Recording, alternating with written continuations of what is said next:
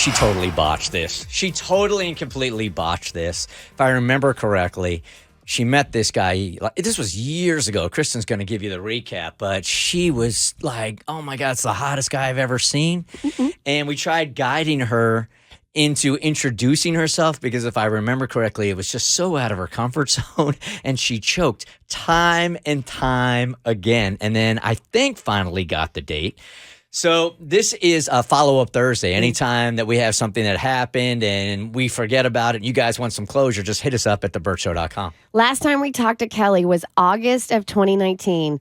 Oh, you remember that time before we knew about a pandemic? Right. Precedented time. So long ago. Very shy Kelly was walking on campus, noticed a smoking hot construction worker. They smiled at each other. She really wanted to ask him out, but we had to encourage her and give her a plan. Walk up, slip him her number, and just say, "You're welcome," and walk away. She did that. But she was so nervous, she left a digit off her phone number. He hollered at her. She came back, and he asked her out for coffee. However, he got off work later, so they were going to have drinks or dinner. The day of their date, he hadn't reached out to set up the plan. We thought he was waiting for her to walk by again, and we were right. Kelly and the construction worker went out for dinner. It was really, really nice. He took her home, they exchanged numbers, and he went home, and they spent the whole weekend talking. They agreed to go out again, but when Kelly suggested a date and time, he told her he already had a date with someone else lined up at that time. She thought that was weird, and we thought he was just being open and honest. So, did Kelly and the construction worker ever have another date, or did it fizzle out? Oh, it's me? I think so. Is it? Yep. Yeah, Davi. I'm sorry, guys. Yeah, say Dobby.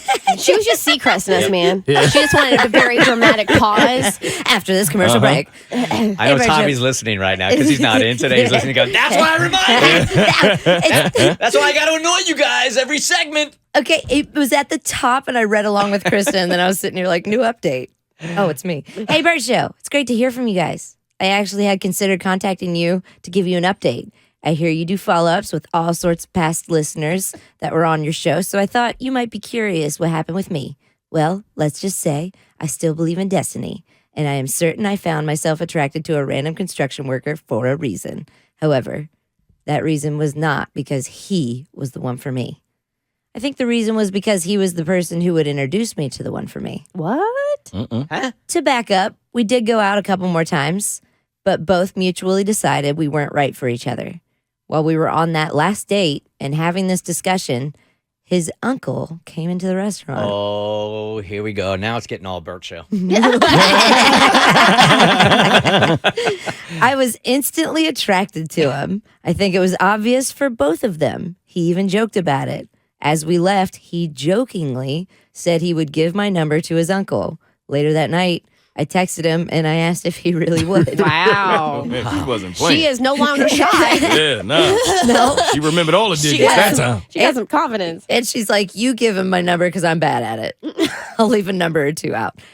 He was definitely hesitant at first, but then the next morning, I got a text from his uncle. He asked me out, and the date went really well. So well, in fact, that here we are, 2.5 years later, Damn. with a ring on my finger. Wow. Okay, destiny. She got a ring on her phalange. I wasn't expecting that. So I guess this is one of your happy endings. I do want to say thank you for your help and asking me out with my future nephew. Asking me out, my future nephew. You're putting a me in there that doesn't need to be there. Okay. I want to say thank you for your help asking out my future nephew. There you go. go. Weird. Without you, I never would have met his uncle. I have been on both sides of this before.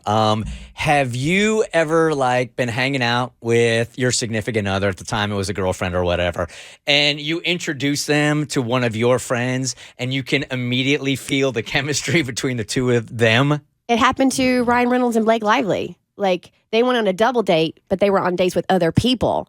And they were sitting across the table from each other, and it was like the two other people did not exist. It's so uncomfortable, man. I would love to know who those people are. Yeah, I mean, because you've never had that happen? Nah. Or where you're introduced to somebody and it's so awkwardly obvious that there's chemistry between the two of you guys that you have to bail out of the situation quickly? Nah. Really? Uh-uh. Yeah, I've been there. Yeah.